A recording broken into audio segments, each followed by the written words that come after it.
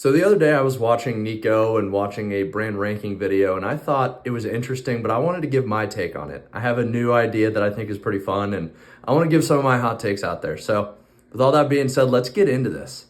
Oh, and real quick, wrist check. I am wearing my vintage Omega Seamaster DeVille. I just got it. I'll do a video on it, but I've been absolutely loving this thing. So in a future video, we'll dive into that watch and show you what it's all about. But for now, let's go ahead and get into these rankings.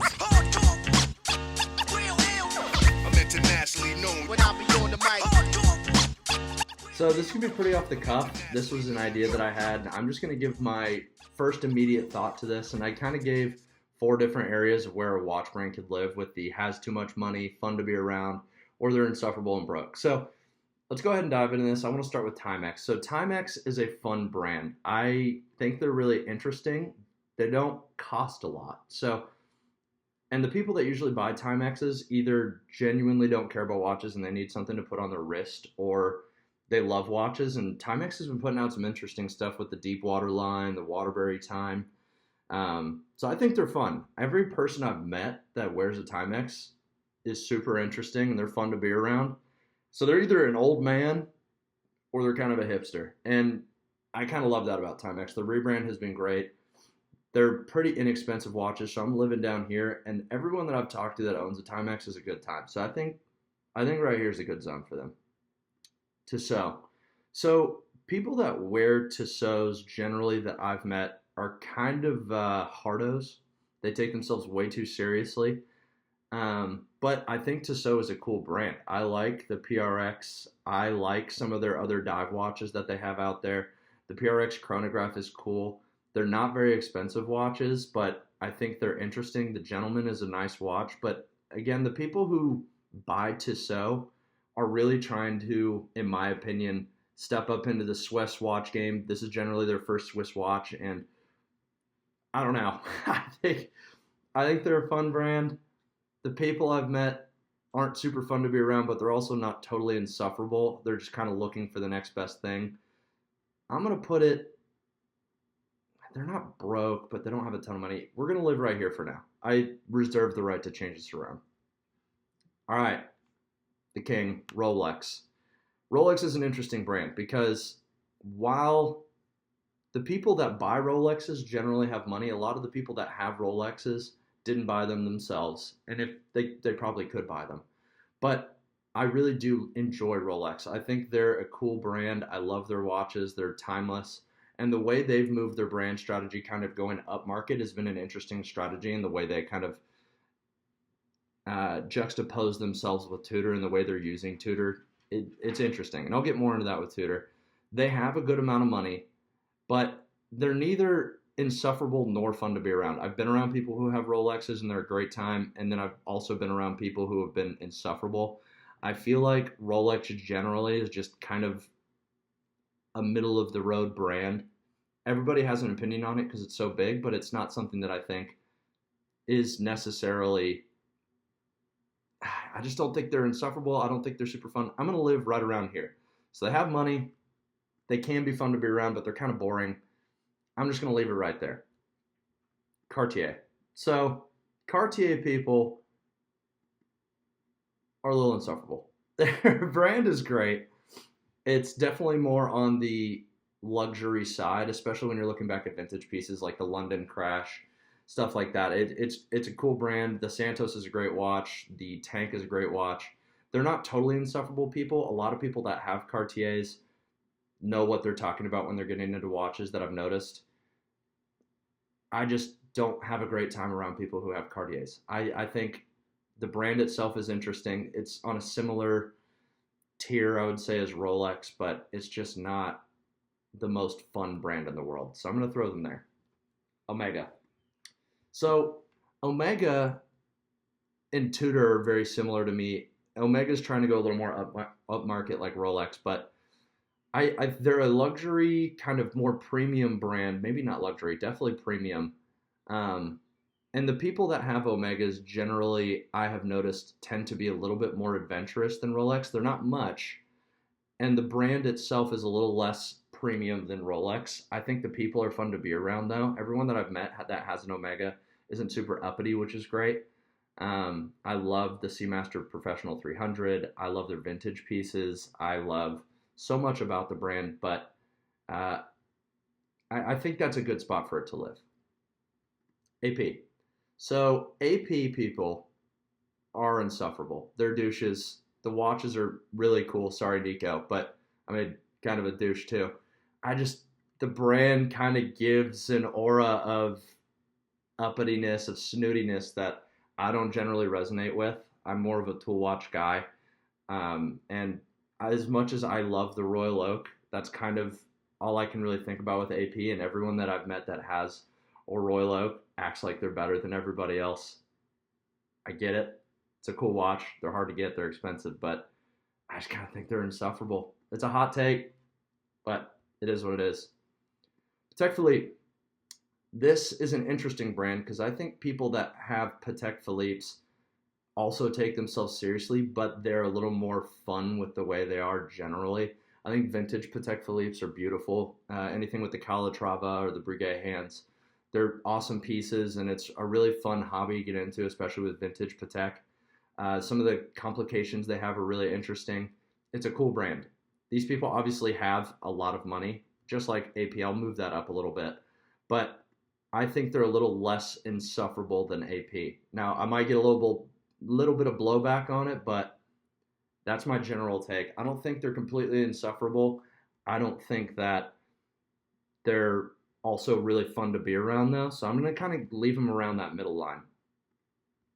All right, Richard Mille.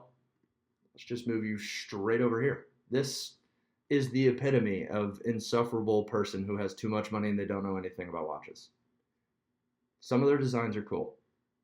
However, the people that own Richard Milles are the worst. They're the worst people. Not you, Martin Brundle, but everybody else who owns a Richard Mille. I can't do it. An insufferable ass brand. Insufferable. Longines. So Longines is, took Christopher Ward, whoops. Longines is an interesting brand because they put out a lot of cool pieces lately. They've had a lot of new releases that I think have gone really well, like the Spirit Zulu time. The new Conquest is beautiful. I think it's a really interesting brand. The people that I met with Longines don't take themselves too seriously, which is fun. They're more adventurous, which I've appreciated. I wouldn't say that it's the most premium brand, but it's a great brand to get into. They make some of the best everyday watches that you can get in the market. The people that I've met that have Longines are pretty fun to be around. Don't take themselves too seriously. Kind of really getting into that entry luxury Swiss market. I think it's a fun brand. And I think the people that get them are generally fun. They can be a little boring. I'm going to move them right here with Omega. I think that's a good spot. I'll go away. I think they're a fun brand. I don't think they're quite as interesting as Omega people, but that's my 10,000 foot view. Vacheron Constantin. This is a very interesting brand because it lives in the AP Patek world, but I think the people that have VCs are a little more interesting to be around. The brand itself is really interesting. They put out a lot of interesting complications. The 222 is a beautiful watch. Everybody that I've met who has a VC is a very humble person. They've been fun to be around. They generally are open to other people's opinions, and I really enjoy the brand as a whole. They have a lot of money. I mean, they have money to blow, so credit there where credit is due. I've never met an insufferable person with a VC on. So maybe that just speaks to the people that I'm hanging around. I don't know. But I think they're fun to be around. I think it's a cool brand. I would put them right there, kind of juxtaposed to Patek Philippe. Casio. Casio people are fun people. Some Casio people have a lot of money. Everyone who's into watches should have a G-Shock or something. That's what they all say. I think Casio is a really interesting brand. The Edifice is kind of moving up market, and it's a really popular piece. But the Casio Duro is also one of their most popular watches, and that's just basically a dive watch that looks very similar to a Rolex. I don't think they're the most fun people to be around. I think they're a great time. They're really interesting. They're kind of the nerd's brand, but I'm a nerd, so I love these people. I think they're fun to be around. They're very similar to Timex. They're in the same kind of money tier. But they can also be owned by very wealthy people. I think all of these brands on the list today can be owned by wealthy people or relatively uh, not as wealthy people, but I would put them, they're just like Timex. I think the brand itself is pretty fun. I'm going to leave them right there. Timex Casio. Seiko. So, Seiko used to be a very fun brand that would branch out and try all this stuff for relatively inexpensive prices. Thinking about the SKX, the Arnie, which they actually, as of May 2025, they just canceled the Arnie. They had a lot of fun with their models, but I feel like things are going in a different direction and they're trying to go a little more upmarket and move Orient into the spot that Seiko used to occupy. And while I think that's an interesting prospect, I I don't necessarily love where that lives. Um, People that own Seikos are pretty fun to be around. I wouldn't say they're like super interesting. Seiko is one of the most popular entry level watch brands, and it has a special place in my heart. People that own Seikos are generally fun. There are some people who take it way too seriously, but that's a very small minority of the brand. I think they're right there. I think they're a little bit more adventurous than Longines and Omega. They use these for more tooly aesthetic and for actual purposes rather than just desk diving. So I'm going to leave Seiko right there, and I actually am going to put Citizen right there alongside with them. I think Citizen has been kind of beating Seiko as of lately. I've never owned a Citizen, but the Soyosa is a really interesting prospect. I think a lot of the watches they've been putting out have been really interesting. Their high accuracy quartz watches are beautiful. I think people that own Citizens are nowhere near as fun as Seiko people, but I do think it is an interesting brand that is really putting out some interesting models. And the people that own Citizens maybe aren't the most exciting people in the world, but their watches are kind of cool. They do have a lot of those mall crawler watches where you're like, God, that shit is ugly. But you know what? I'm leaving them there. Under Tissot. Not really super fun. It is what it is. Grand Seiko. I love Grand Seiko watches, but the people that own Grand Seikos take shit way too seriously. I think they're an awesome brand. The spring drive movement is one of, if not the best new thing to come out of watchmaking, mechanical watchmaking, in the last 25 years. It's a spectacular movement. Their finishing is awesome. The bracelets are okay, but I love the overall design aesthetic of being a sporty everyday watch that you can wear with Grand Seiko. But the people, and especially the Grand Seiko fanboys, are insufferable. You guys, it's it's ridiculous. People take them way too seriously. If you say anything bad about Grand Seiko, people want to come bomb your house. It's not for me. I love Grand Seiko. I want to own one someday, but the people that I have met with Grand Seikos are uppity as hell. All right, Breitling. Let's get into Breitling. So, Breitling as a brand is not something that I have really fallen in love with. It is too expensive, in my opinion, for what the brand is, and the people take themselves a little more seriously than Cartier, but they're not insufferable. Well, they're getting better. The Navitimer is an awesome watch. I think the Super Ocean is kind of a like just mega pleaser watch for everybody. It's a dive style watch that they needed to add to the collection. Breitling just doesn't really move the needle for me. The people that have Breitlings that I've met aren't the most exciting people in the world, but they're also not boring. Pilots are interesting people, but it doesn't do it for me. I'm going to leave you there. IWC. So Zenith logo keeps getting me there. IWC, I think it is an interesting brand. It kind of lives like right around here. They're not the most fun people in the world, but they're not boring. I just think their watches are just kind of like, well, exactly this. They're just interesting pilot's watches that are great everyday pieces. They don't necessarily do anything that's really exciting. The people that own them aren't the most exciting people in the world.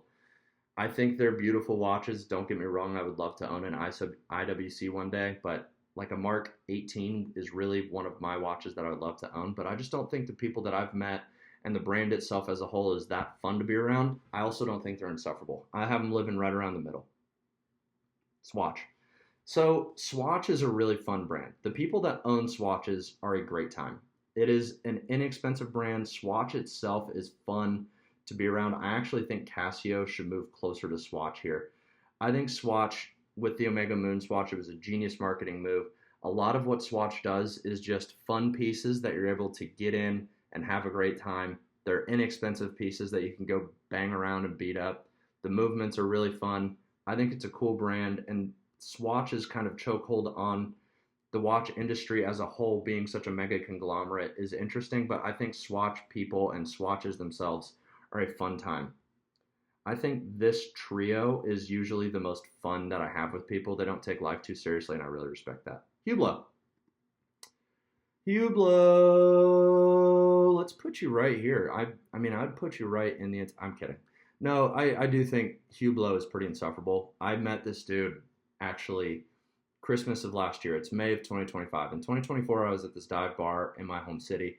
And this guy had a Hublot on. And so I was like, hey, man, I like your watch. And he just kind of shrugged me off. And he was like, yeah, dude, like, whatever. Kind of just pushed me to the side. And I was like, that just so in for the brand. It's not that expensive of a watch brand. Some of the watches they make are way too expensive for what it is. I don't like Hublot. They don't have too much money. They're not broke, but it's just, Hublot sucks, man. They suck.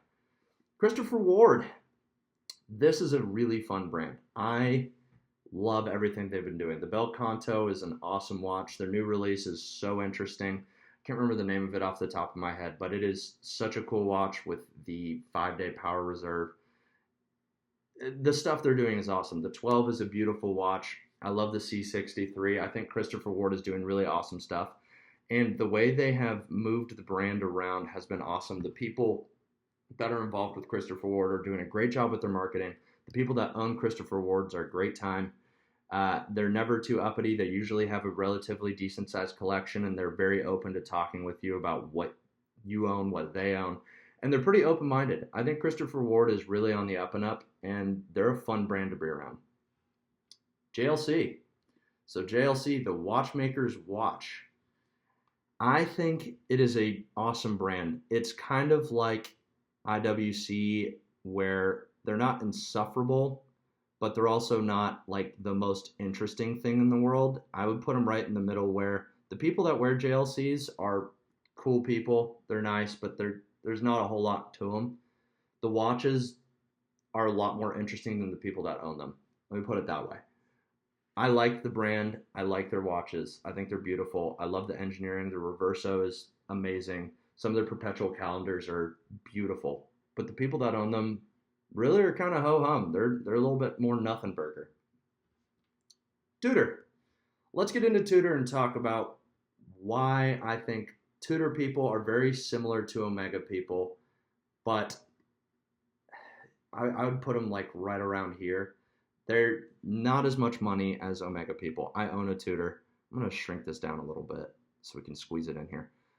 They're just as adventurous, maybe a little bit more adventurous than Omega and Longines. Their watches have more of a tool aesthetic with all their different dive watches and their actual daily watches. The Black Bay line specifically, it can kind of go anywhere, do anything. The Pelagos is an excellent dive watch. It's a little more adventurous, so I'll move them over to the right a bit. The Pelagos is an awesome watch. I own one, so obviously I'm going to have a little bit of affinity towards Tudor as a brand itself, but I think the brand as a whole is kind of moving into where Rolex used to live. Rolex is kind of trying to go up market with the Land Dweller specifically. You can see it with their different releases that they're having and the exclusivity that they're artificially driving.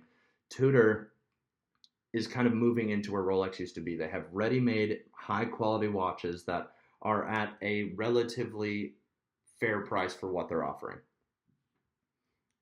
Okay, moving on to Shinola. So Shinola, Shinola is for broke people who don't know anything about watches. I'm kidding, but they're not a serious brand. I threw them on here because I kind of wanted to talk about Shinola and just this kind of fashion watch brand. So Shinola makes some interesting looking watches, but their movements aren't anything to write home about, and they're way too expensive for what they are. Like, the people that buy Shinolas don't really know anything about watches, and the people that I know who own Shinolas are not interesting people. It just, that brand doesn't do it for me. Panerai. So Panerai is an interesting one for me because Panerai is an interesting one for me. So Panerai, I don't like their designs. I personally don't like them, but that's just my opinion. I think if you like Panerais, then they're a great brand. They live right around the this. I think Panerai people are interesting people. Everyone that I've met that owns a Panerai is actually a pretty nice person, and they're cool. I mean, I like being around them. They're adventurous. Uh, they don't spend a shitload of money on a watch, which more power to them. They're just Panerai is not necessarily what I am thinking of when I'm thinking of a fun person to be around, but I also don't think they're insufferable. So I'm trying to grab this. Mother trucker. Give me you. Let's move you back. Haha. Okay. Panerai, you're going here. Kind of, you're a little more fun. You're a little more expensive. How about there in between Omega and Tudor? Good spot. Adventurous people, fun people to be around. I don't like the watches, but the people who own them aren't insufferable, and I don't think the brand's insufferable. They have a clear brand identity and they stick with it. So respect to them for that. Okay, Hamilton. I think Hamilton makes some really interesting watches, and they have so many unique, I don't want to say icons, but they have a lot of legendary watches. The Hamilton Khaki Field Murph, the Hamilton Khaki Field line in general is awesome. So I think they're a really interesting brand. People who buy Hamiltons don't take themselves too seriously. I think they're fun to be around. I think Hamilton as a brand has a lot of fun, and they're really good about listening to people. You know what? I might move them out here in front of Seiko. I think they're a little more fun to be around than Seiko people. I think the movements are pretty good. Being under the Swatch Group, having the Powermatic 80, and a lot of them, they're a really cool brand. They're a historic brand with a lot of really unique and very easily identifiable pieces. They're a fun brand to be around. I like Hamilton's. I think they're really fun. Zenith, another watchmaker that makes really awesome pieces, but they they're just I don't know. I don't know how to describe it. It's they're like they're like Audi people. If you like cars, people that generally drive Audis love just the Audi itself for the engineering that goes into it, and it feels more like a tool than something with a lot of soul. Zenith has more soul than Audi. I'm not saying they're the same thing, and Zenith is a lot more luxury than Audi, so it's not really an apples to apples comparison. But the people who have a Zenith likely drive an Audi, and that is why I think they should live right there. Oris. Okay, so when we're looking at Oris as a brand, it's a little more in the Longines territory where I need to shrink this logo down a bit. It's a little bit more adventurous people that are trying to get into the Swiss watch market, but maybe don't want to spend as much as it would take to get up to like an Omega or even I would say like a Panerai or an IWC. I think they're interesting watches. I like people that I have met wearing Oris. I don't think they're the most fun people in the world, but they don't take themselves too seriously, which I really appreciate. Blancpain. Other than the 50 Fathoms, Blancpain does not do a whole lot for me. I think they have some cool pieces, but people that own Blancpains are kind of insufferable. A little bit douchey. I mean, I get it. They're cool watches, but they're a little bit more on the insufferable side for me. Everyone that I've met that has a Blancpain really likes to flash it. A Long and Son. This is a really interesting watch brand. This one is going to surprise some people. I think they live right around here. I'm going to move VC up a little bit. I think A Long and Son makes some beautiful watches. People that buy them take them seriously, but they don't take themselves too seriously. They're pretty interesting people who have a lot of interesting things to say. They're very open to other people's opinions. You kind of have to have a pretty open opinion to spend as much as you do on a Longa when there are other more popular brands available. Longa just makes such interesting, beautiful pieces that I think the people that are own those are generally fun to be around and they're interesting, cool people. San Martin. These are broke, insufferable people. Kind of. So I'm kind of joking, but I'm also kind of not. San Martin is one of those brands where they really got famous ripping off a lot of the significant brands' design language and style.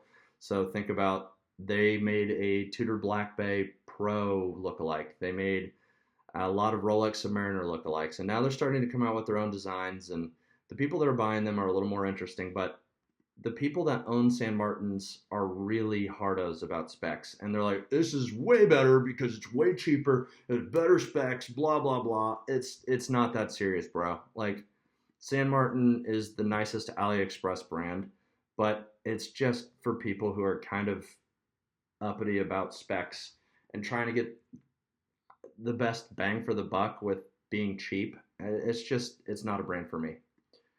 Finally, Tag Heuer. This is going to be a little controversial. I think tag people can be fun, but they're getting better. They live right around.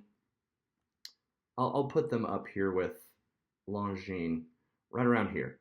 They Used tags are really inexpensive, and a lot of people that have tags don't have as much money to buy a brand new Swiss watch. The Carrera is an exception. I think that the Carrera glass box is a beautiful watch. I really like their Formula One. I own a Formula One. The only reason I own it is because it was cheap. Transparently, I think that's the reason a lot of people own Tag Heuers. The Aqua Racer is usually pretty cheap on the secondhand market. It's one of those brands that is interesting, and the people that own Tag Heuers are fun to be around generally. But there are some people who take it way too seriously, which knocks them back a little bit more towards this Insufferable line. The used watches are so inexpensive where I can't put them as having too much money. They're more on the entry level luxury for me. So yeah, I like this. I think I'm gonna move Omega a little bit over. I like Omega over here. I like Rolex right here. I think this is right for them. They have money, but they're not. Some people that have Rolexes are absolutely loaded, but I'm gonna put that there. And then I like Tudor right around here. There, I'm happy with this list. So, all right, guys, let me know in the comments if you hate me or if you love me. Overall, I really gravitate towards people who don't take themselves too seriously, and I think this list kind of reflects that. But let me know your thoughts in the comments. Please like and subscribe if you like this video, and share it out to people who you believe would be really interested by this video. And thank you guys for watching.